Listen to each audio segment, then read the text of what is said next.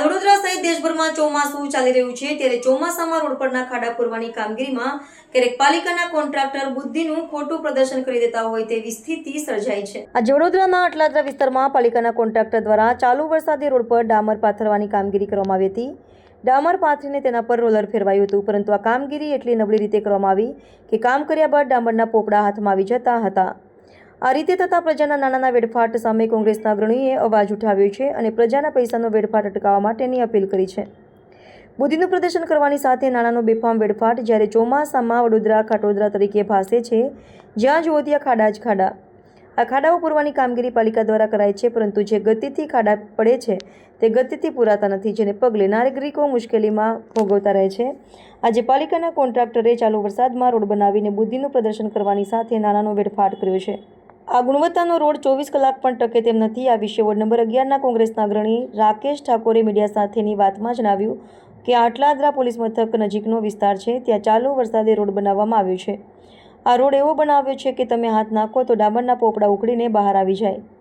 આ અધિકારીઓને ફાયદા કરવા માટે થઈ રહ્યું છે। આ પ્રજાના પૈસાનો વેડફાટ છે। આ ગુણવત્તાનો રોડ 24 કલાક પણ ટકે તેમ નથી, જેથી ફરી રોડ બનાવવો પડશે। કોન્ટ્રાક્ટર અને અધિકારીઓએ પોતાનું મગજ દોડાવવું જોઈએ। આ પ્રજાના પૈસાના ખોટા ધુમાડા થઈ રહ્યા છે। આ અટલાદરા વિસ્તાર છે પોલીસ સ્ટેશન પાસેનો, ત્યાં ભર ચોમાસાના અંદર વરસાદ પડતો હોય અને ચાલુ વરસાદે રોડ બનાવે છે। રોડ એટલે કેવો છે ખબર, તમે હાથ નાખો ને એટલે પેલું પડ બની નાખું ઉપર આવી જાય એવો રોડ છે।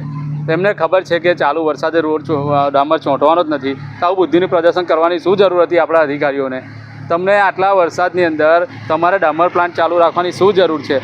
પહેલાંના ટાઈમના અંદર હતું કે ચોમાસાના 4 મહિના છારું પાથરીને રોડના ખાડાને રિપેર કરતા હતા, એ રીતે જ કરવું જોઈએ। તમારે ડામર પ્લાન્ટ ચાલુ જ ના, કયા અધિકારીઓને મળે ત્યાં તમે ફાયદા કરવા માટે આ બધું કરાવો છો? આનાથી શું થવાનું? આ પ્રજાના પૈસાનો વ્યય થઈ રહ્યો છે। વગર કામના પૈસા લોકોના ધુમાડા નીકળી રહ્યા છે। આ આજે જ રોડ ઉખડી જવાનો છે, હમણાં બનાવ્યો છે અડધો કલાક પહેલાં, લખીને આપું તમને, આ 24 કલાક બી ટકવાનો નથી। એટલે કાલે પાછું લોકોને ફાયદો કરવા માટે તમારે રોડ બનાવવાનો। ગઈ થોડીક તો દિમાગ દોડાવો તમે લોકો યાર, કંઈ ખબર પડે।